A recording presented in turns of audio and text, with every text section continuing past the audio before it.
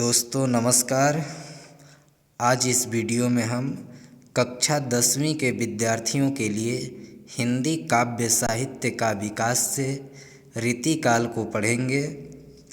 दोस्तों इस वीडियो में हम आपको रीतिकाल से लगभग जितने भी प्रश्न आते हैं सभी प्रश्नों को किस तरह से हल करना है हम पूरा का पूरा पढ़ेंगे। आप वीडियो में अंत तक बने रहिएगा। तो चलिए दोस्तों शुरू करते हैं।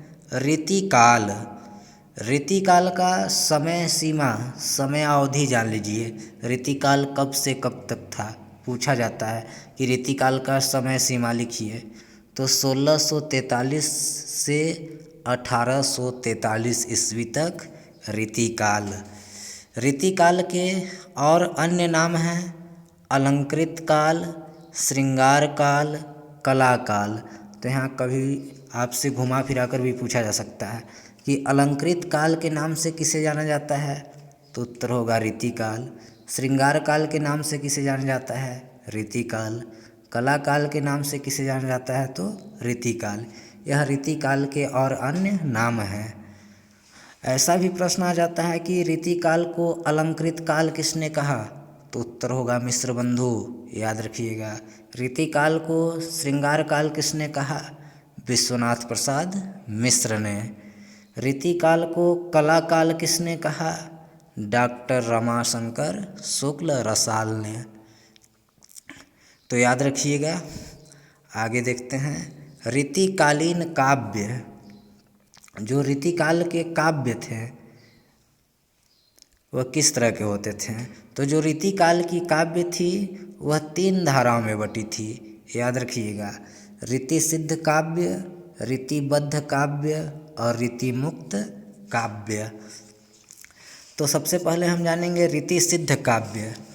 रीति सिद्ध काव्य का अर्थ होता है रीति से युक्त परंतु स्वतंत्र रचना करने वाले कवि रीति सिद्ध काव्य के अंतर्गत आते थे। जिनमें से सबसे प्रमुख कवि थे बिहारी, जिनकी एकमात्र रचना है बिहारी सतसई। भूषण की रचना शिवा बावनी, छत्रसाल दशक, शिवराज भूषण। पद्माकर की रचना गंगा लहरी। तो आपसे ऐसा प्रश्न घुमा फिरा कर पूछा जा सकता है या ऐसे कि रीति सिद्ध काव्य के 2 कवियों का नाम लिखिए, तो बिहारी भूषण पद्माकर कोई 2 लिख देंगे आप। या फिर पूछा जाएगा बिहारी रीतिकाल के किस धारा के कवि हैं, तो आप उत्तर क्या देंगे, रीति सिद्ध। रीति सिद्ध के 3 कवि हैं बिहारी भूषण पद्माकर और इनकी रचनाएं हैं। अब दूसरा आता है रीतिबद्ध काव्य। ये रीतिबद्ध काव्य होता क्या है आप यह जान लीजिए। जिन कवियों ने लक्षण एवं उदाहरण से परिपूर्ण रचना किया वे रीतिबद्ध कवि कहलाए।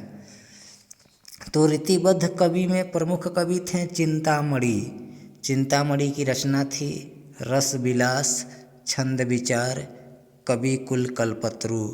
और मतीराम की रचना है ललित ललाम रसराज। अब तीसरा है रीतिमुक्त काव्य।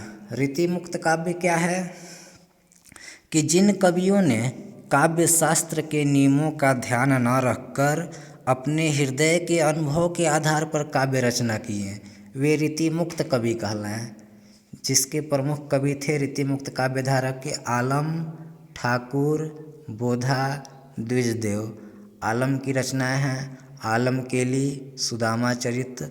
ठाकुर की रचनाएं हैं ठाकुर ठसक। बोधा की रचना है बिरह बारिश इश्कनामा। तो दोस्तों ये तीनों याद रखिएगा।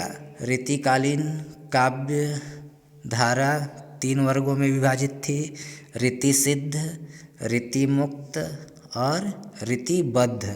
फिर से देख लीजिए। रीति सिद्ध काव्य के प्रमुख कवि बिहारी भूषण पद्माकर और रीतिबद्ध काव्य के प्रमुख कवि चिंतामणि मतीराम। रीतिमुक्त काव्य के प्रमुख कवि आलम, ठाकुर, बोधा, द्विजदेव। तो आपसे पूछा जा सकता है कि रीति सिद्ध काव्य के 2 कवि का नाम लिखिए या रीतिबद्ध काव्य के 2 कवि का नाम लिखिए या रीतिमुक्त काव्य धारा के 2 कवि का नाम लिखिए। समझ गए होंगे आप।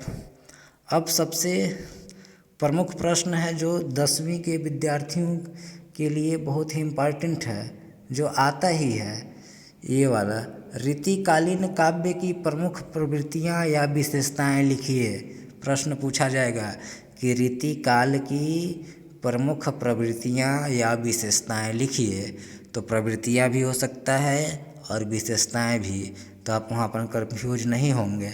अगर प्रवृत्तियाँ हैं या फिर विशेषताएं हैं तो दोनों की ये दोनों एक ही चीज़ होता है, प्रवृत्ति या विशेषता। तो देखिए, रीतिकाल की प्रमुख प्रवृत्ति, रीति ग्रंथों का निर्माण, श्रृंगार रस की प्रधानता, आश्रयदाता राजाओं की प्रशंसा, मुक्तक काव्य की प्रधानता। तो ऐसा प्रश्न पूछा जाएगा कि रीतिकाल की 2 प्रमुख प्रवृत्तियाँ लिखिए या रीतिकाल की 2 प्रमुख विशेषताएं लिखिए। तो यहाँ रीति ग्रंथों का निर्माण, श्रृंगार रस की प्रधानता, ये 2 हो गया, और आप चाहें तो 2 याद कर लीजिएगा। दोस्तों, वीडियो देखने के लिए आप सभी का बहुत बहुत धन्यवाद।